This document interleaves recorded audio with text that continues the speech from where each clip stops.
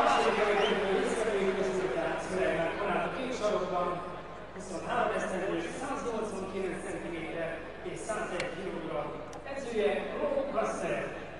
Ellenfele a piros sarokban Jánosi László, 26 esztendős, 195 cm, 95,6 kg. Jön a második elődöntő akkor, és a nagy kérdés, hogy a francia izomember Szülejmán Konát kerül a döntőbe, avagy a 81-es korosztály mindent visz, hiszen Jánosi László is 1981-ben született, csak úgy, mint Török Dániel vagy Veres Ádám, és ugye a legjobb négy között 3 magyar fiú, egy évjáratból való.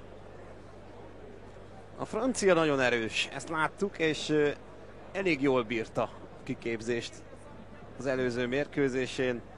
Ferenc József ellen talán a torna leglátványosabb összecsapását vívta az első körben, viszont Jánosi László pedig legyőzte azt az Ilai Sándort, aki egyrészt itt nagy kedvenc Debrecenben, másrészt pedig sokan azt várták, hogy majd menetel egészen a döntőig, és akár meg is nyerheti a tornát. És azért az is érdekes, a torna egyik szervezőjével, Papiumossal is beszélgettem a viadal előtt, és azt mondta, hogy itt most ma tényleg minden megtörténhet, és 8 esélyes úgymond ez a torna, bárki nyerhet a 8 fiúból. És teljesen igaza volt, mert ugye a mérkőzések eddig végigmentek, ami már önmagában is szinte hihetetlen, de tényleg nagyon jól teljesített mindenki. Úgyhogy nehéz itt most esélylatolgatásokba belemenni.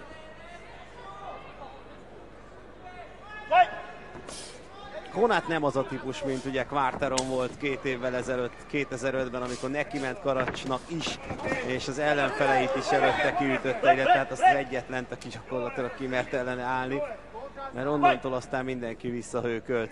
Nyilván azért sérülések is közben játszottak, de talán még emlékeznek a hihetetlen felépítésű franciára, aki még egy számmal nagyobb volt Konátnál is.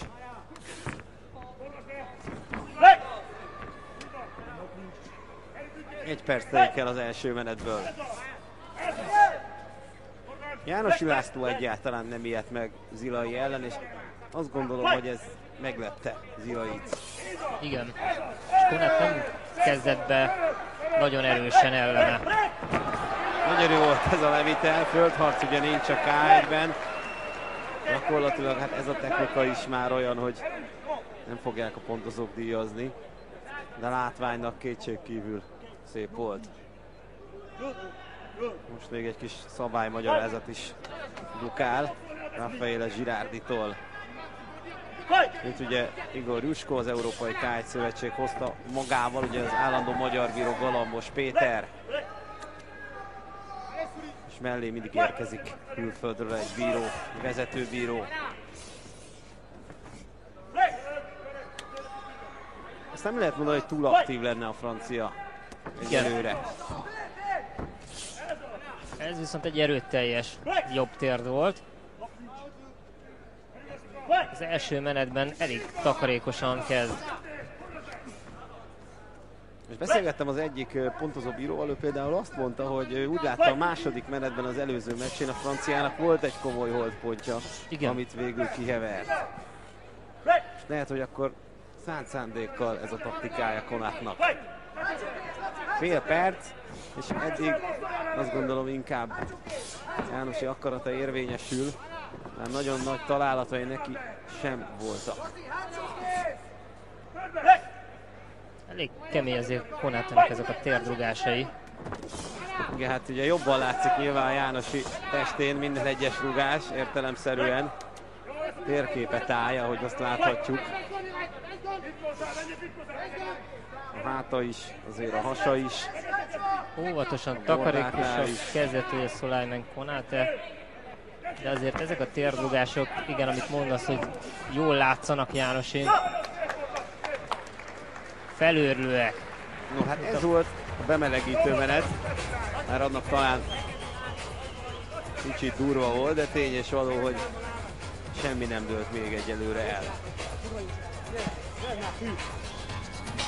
Első hátsótét! Első hátsótét, Laci! Első hátsótét. Jóban. Nem kell lenni a földet. Nem kell, hogy fáradjál. Nem kell. Szélső hátsó tüskél, szépen ezekkel a fogásokkal, ezekkel a birkozó akármiket szépen Magyar sarokban, és az embernek azt lesz talán jobb is a hallgatott. Kézzel kéne dolgozom, mert nem tud kézzel csinálni. Amit csinálsz, az jó! Amit csinálsz, az jó! Oké? Szóval a lényeget egyrészt hallottuk, másrészt pedig arra bíztatták, hogy többet használja ugye mind a két kezét, mert azt mondták, hogy az első és a hátsó kezet is. Nyilván szeretnék arra serkelni, hogy többet üssön Jánosi, Igen, és arra is, hogy ne fogjon el erőben.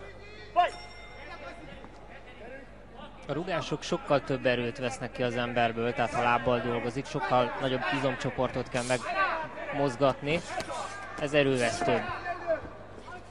Nem véletlen, hogy a kickbox aerobik az kiváló zsírégető.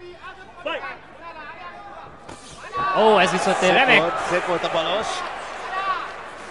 És egyből rámegy Jánosi. Ugye innen túl sok akciót eddig nem tudtak végigvinni a felek. Forduló rugás, ez mély volt, bizony, ez egyértelműen mély volt. Ezt lehetett látni. Hát még Jánosi érezte is. Ott már majd pár ilyen szabálytalanság. Reméljük kiugrálja Jánosi, de ez azért keményen megfoghat egy sportolót, azt gondolom. Láttunk már ugye erre példát. Ja, itt van Remi Bonyászki, ő aztán igazán meg tudja mondani a legutóbbi K1 VB döntőjéről, hogy milyen az, amikor még beviszik az öltözőbe is, és ott is ápolni kell szegény.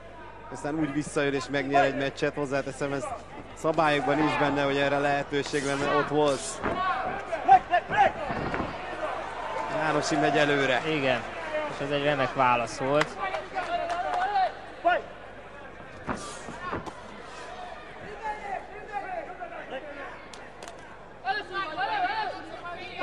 Nem jön előre a francia, továbbra sem megy, egy tapottat sem előre, ő megvárja, míg Jánosi indít, és aztán megpróbál közben rúgni.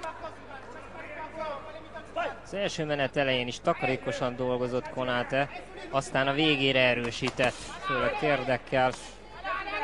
Ez védve volt. Ami azért meglepő, ugye Bonyászkit is láthattuk egy pillanatra, mert Ferenc ellen egész más taktikát dolgozott ki. Ott az első menetben egy adok-kapok alakult ki, gyakorlatilag egy őszinte harc. És ahhoz képest itt most akkor mondjuk úgy, hogy taktikáznak. Igen, kivár, most is. Kicsit megpróbálja megindítani Lászlót. Innen nagyon nehéz dolga van eddig Jánosinak, volt is, meg lesz is ezután indítani a térdeseket. Nagyjából ők is egy magasságban vannak egyébként, de Jánosi megy előre, és azért ezt a bíróknak is díjazniuk kell, hogy ki a kezdeményezőbb. Nagyon okosan dolgozik. Megfelelő pillanatban indul meg, jól látja a helyzeteket. És tulajdonképpen jókor megy fogásba is át. Igen. Az akció. Szép volt, nem volt a térdes, a bal és a jobb is. És ezt ugye lehet. Egy technika így engedélyezett, nem engedi el, és két kézzel fogja az ellenfél nyakát. Egyébként egy kézzel lehet fogni bármeddig, és úgy behúzni a térdbe az ellenfél fejét. De most talán úgy érezte a francia is, hogy jönnie kéne előre, és akkor itt a második negyed vége felé már sok minden kiderül abból, hogy kibírja majd jobban Szuflával. Rúgása védve volt a franciának, és akkor itt a vége a második menetnek. Talán ez a menet megvolt, erre azt lehet mondani.